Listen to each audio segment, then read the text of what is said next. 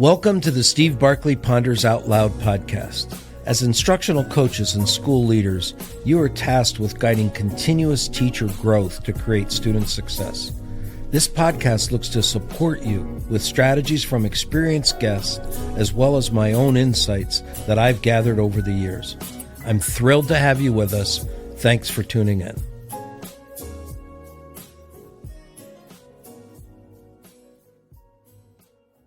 Coaching, Leading, and Learning from Gen Z Teachers. Joining the podcast today is Dr. Meagan Booth, a previous high school principal and the current Supervisor of Employee Relations at Knox County Schools in Tennessee. Meagan recently had an article in Education Week titled, "Gen Z Isn't Lazy. Let's Rethink What We Expect of New Teachers." She suggests that we ask what the presence of Gen Z teachers can reveal about our school system's practices. Welcome, Meagan. I'm looking forward to learning more from your insights. Hi, excited to be here. You started your article with an example of a Gen Z teacher requesting a mental health day when you were the principal. And that story hooked me into your article. And so I was hoping you'd share that as a starter for our listeners. Absolutely. So I hired this young, energetic young lady. She wasn't fresh out of college. She had done 2 years somewhere, but this was going to be a new position for her. I was principal at the time at a non-traditional high school. She brought lots of fresh ideas. She was really excited to be a part of the team. And we get 6 weeks into school, which here there's a 6-week grading period. At that 6-week mark, she comes to my office and just asks if we can chat. And of course, come on in. How's your first 6 weeks going? She articulated herself so well about her need for she called it a mental health day. She wanted to know what our sick leave policy was that included in it? She wanted to make sure she did things the right way, which I really appreciated. But she was very clear that she was not cough sick.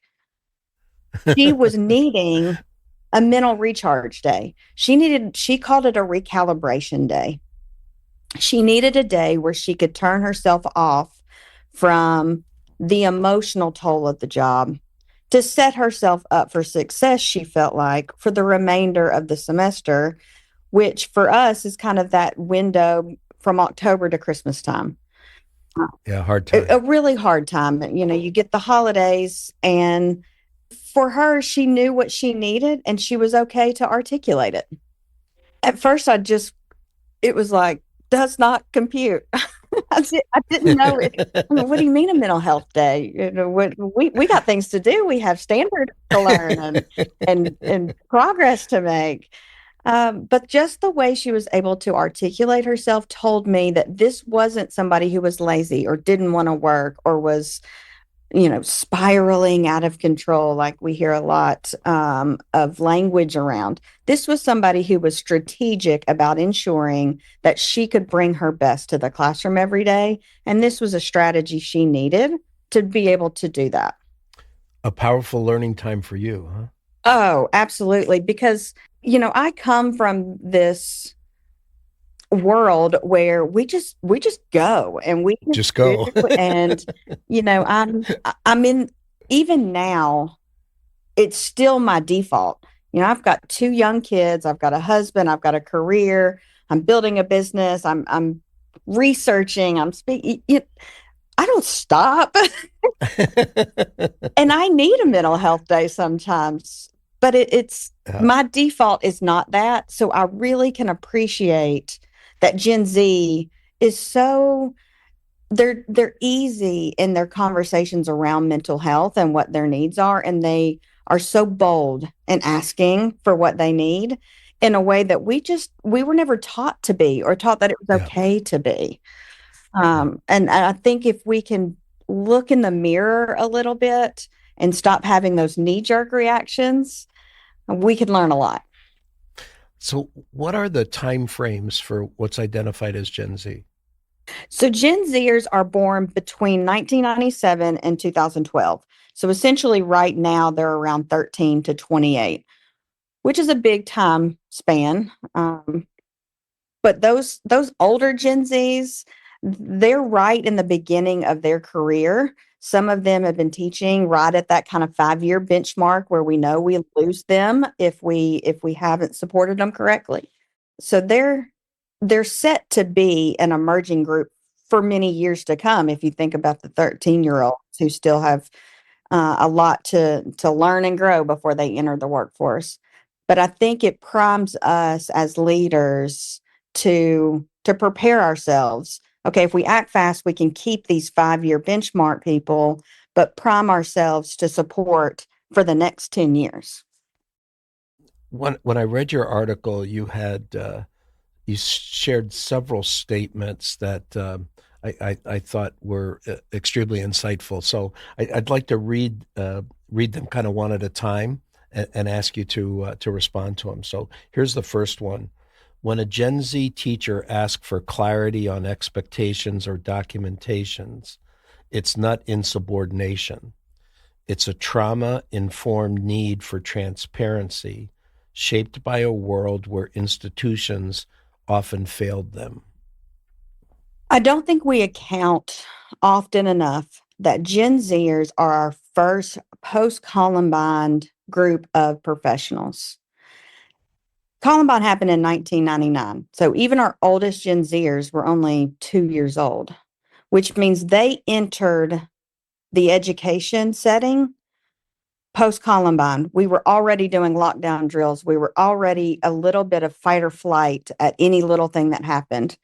And then they experienced trauma in a school setting. In elementary school, they had Red Lake and they had 9/11. Then in middle school, they have Virginia Tech. And then in high school, they have Sandy Hook. And then they start their careers and we have a COVID pandemic shutdown.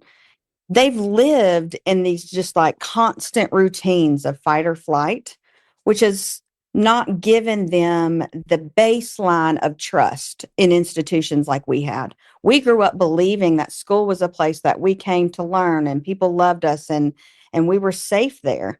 And even when that got disrupted for some of us in the millennial generation, we still had the foundation that we built our early formative years on that Gen Zers didn't get. And so they distrust. You can't just say, well, this is a safe place. They want to know how and why, and can you prove it to me? That's that transparency piece. It's just a mistrust in the institutions that we have by default believed and trusted in, that they don't have that foundation to just blindly trust and believe in. And so they don't. It's the fact of the matter. And so we have to, it's more about realizing and understanding what their formative years looked like to understand what kind of professional and grown up they are now, in my opinion. So leaders have to focus on building that trust Yeah. that we may have assumed in other generations people had.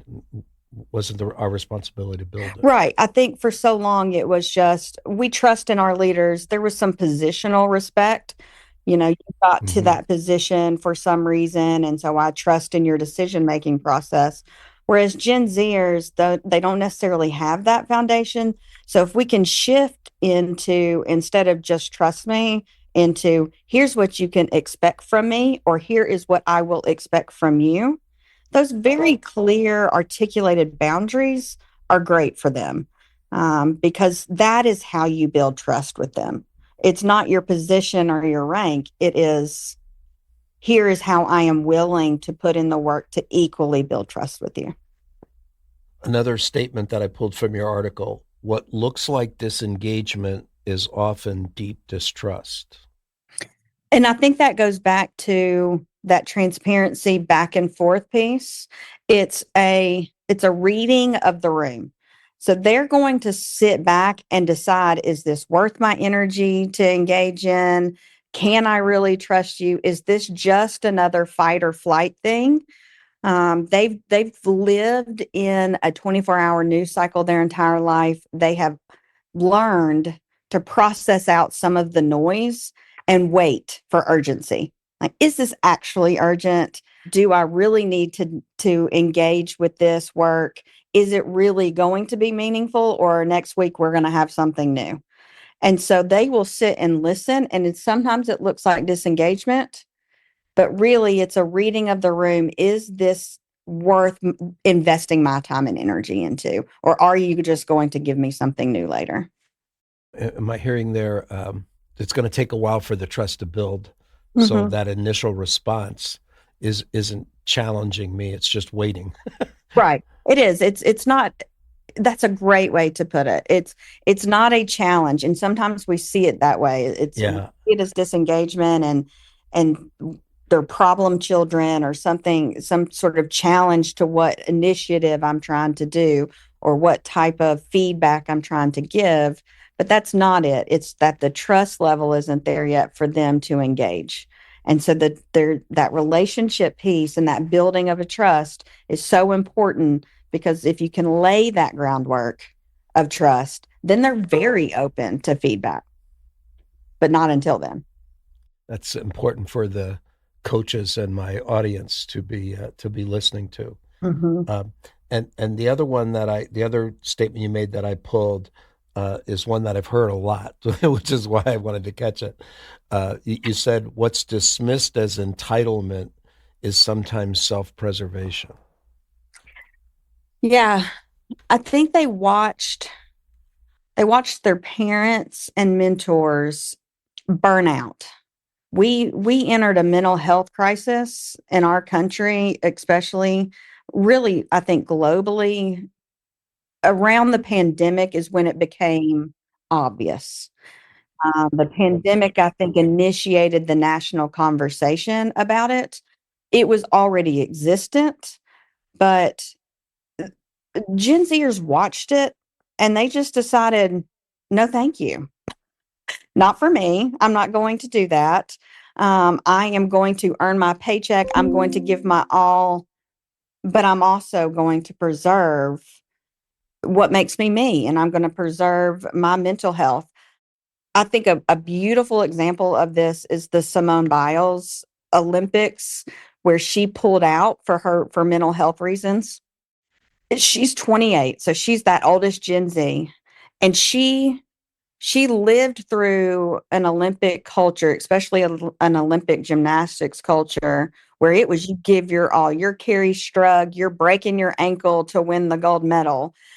And she just decided, no, thank you. That is not for me. And she drew the proverbial line for every Gen Zer when she made the decision that I am not mentally in a place to give my all, so I will withdraw. And what it allowed her to do is to build back better. She came back at this most recent Olympics better than ever, bigger than ever, and more winning than ever. And that is what I'm talking about with those Gen Zers, because they watched it firsthand, of the burnout, of the mental health crisis, and just quite frankly, they have decided, not me. So, what should we be learning from the Gen Z staff in our schools, and how might that impact coaching and leading schools where we all can thrive, not just the Gen Zers? I think it's the shift of academic excellence isn't just tied to pedagogy and curriculum. We have done a lot of instructional coaching, which is wonderful. We've moved generations of students through things like cognitive coaching and all of the learning forward initiative. Like, we have got great things in place that have done a great job of instructional coaching. But there is a piece that we have missed, which is that we can't do all that's required mentally and emotionally and physically of providing high quality instruction if we don't tie it to the sustainability piece of mental health as well. And so that is what we can learn from Gen Z is how do they balance providing high quality instruction while balancing it with sustainability. And I think they do that through boundaries. Here is where I'm willing to give it, and here is where I need to shut it off to preserve my work life balance, to preserve my mental health. Um, they're going to push transparency, which I think is good for everybody. I'm always been a big believer, and people will rise to whatever bar you set. And if we set the bar at burnout, eventually we will only keep the people in our building who are willing to burn out to be there. But if we set the bar at sustainability without lowering our expectations for academic excellence, then we will keep people who are willing to give their all within those boundaries when you are transparent about what you expect from them. I expect that you will use your plan time for planning. I will not pull you from it for other meetings, for, Coverage of it in the classroom. coverage, whatever it is. I want you to expect that that is your planning time, and I will allow it to be your planning time. I will expect that you do not check your emails at 8 p.m. at night. So I'm going to schedule send my emails that as the leader I am, I'm working at 11 p.m. and drafting emails. I promise I'll hit schedule send so that you don't get it in your inbox. It doesn't push to your smartphone until 8 a.m. And so just respecting those boundaries and learning to create them within ourselves as those who lead and coach across generations, I think can give us a sustainability piece of instructional coaching that we've been missing. You've given me some reinforcement for a current piece that I'm working on in my coaching training, and that is getting people more focused on the human connection. Mm-hmm. Not taking away from any of the other instructional coaching elements, but Mm-hmm. that this conversation we're having is a human connection Mm-hmm. conversation. And so Mm-hmm. all those things become critical within that conversation. And this generation is teaching us that it's not assumed anymore. You can't just assume that because we work together, there's now some sort of human connection or some sort of loyalty or preservation there. It's really through consistency and knowing my voice is safe here and transparency of expectations, I begin to buy in. And again, it goes back to is this worth investing in? Once that trust is built, then they're willing to invest, and they're willing to receive the feedback, and they're willing to take the criticism and make changes. But that human connection, you're right. Without that human connection, they just don't get there, I don't think. In your article, you described the need for mental health to become a way of being in our schools. So tell us a little bit about what that looks like and sounds like when it's a way of being. I think for so long, we have treated mental health as some sort of like crisis or, oh, they're having a mental health crisis, or I'm just not really sure what's going on with them. They've got some personal stuff going on. But instead of it being treated as some sort of crisis that we have to manage because they're in a mental health crisis, instead, we start designing our culture that values their mental health before we get to crisis. So little things, I think there's so much power in small shifts. Little things like what I talked about with schedule send. I'm going to model for you that I respect the boundaries in which we have collectively agreed to set. I don't expect you to respond to emails at night or to check your emails at night. So I'm not going to send you anything until you are back on contract. That doesn't mean that I'm not working then. It just means I'm respecting the boundaries. I think little shifts like that, when we see staff members who are struggling, be open about conversation. We have employee assistance programs in most school districts and most job sites, most insurance companies. There is some version of an employee assistance program that allows for employees to to seek counseling services or to talk to a coach before they get into crisis. So if you are a coach or a leader and you are willing to just offer it, hey, I see that you seem to be struggling recently. Are you aware of our employee assistance program? Having those conversations and normalizing that it's okay to struggle. It's not a sign that you're a bad teacher. It's not a sign that you are not good at your job or this job is not cut out for you. But instead, that's just a way of being. That's a way of life. We all have our ups and downs and struggles.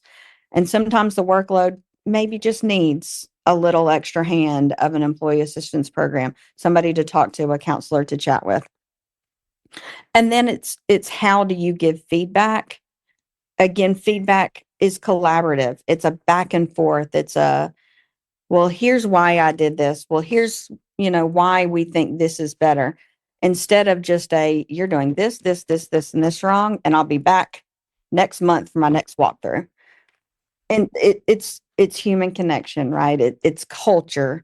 It becomes a way of being and how we interact rather than everybody freaks out because somebody's having a hard time. They must be in a mental health crisis.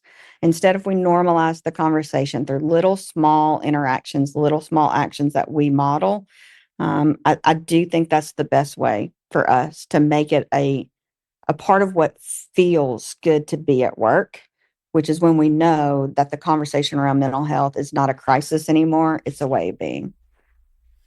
You triggered a recall for me. Quite a ways back, I was doing some work in classroom management, and an author that I was reading described that the acting out kid in your class was you should consider that student the canary in the coal mine. You were getting an early on signal that things were off, not zeroing it in on that student. And as I was just listening to you, I was almost flashing to the same thing, that teacher who walked in your office and laid that out to you was a canary, letting you know there were probably plenty other people around the school in the same spot. And I really see that as an awareness, a learning for all of us in those leadership roles. Oh, absolutely. And I think when we have sort of cross-generational mentorship within a building, that's another just small, we always think our veteran teachers and our new teachers, but being strategic in that and valuing what they can teach each other, I think is an important piece of the mentoring and coaching instead of the top-down coaching. You're right. What is the Gen Z or what are they articulating that is signaling some underlying things that maybe millennials, Gen Zers aren't articulating? Like they may not feel safe to say it. They may not even realize. I didn't even realize I had anxiety until I started having 50 employees. And then suddenly I was like, is this anxiety? Is this what they, I don't know. Is it? Turns out, yes, it is. Yeah. But it's almost that we weren't given the language, yeah, and we weren't given the space to feel it either, quite frankly. And so, mentoring and coaching can be a two-way street, and I think schools that will encourage it and value it as that a two-way street, what can both learn from each other. They really set themselves up for monumental growth in student achievement because you have educators who are in a mindset to provide high quality instruction and to lift the emotional weight and the secondary trauma that comes with teaching. I mean, it's such a heavy job emotionally and mentally that if we can raise everybody up to this level of your mental health is sacred, we're all in a better place. We can't make it happen for kids if we can't make it happen for the staff. Oh, exactly. How can you model social emotional learning if you're not doing it yourself? Yeah, that's absolutely true. Well, Meagan, I came into this podcast expecting it to be delightful, and you've exceeded the expectations I had coming in. So Well, thank you. I have really enjoyed it. Thank you so much.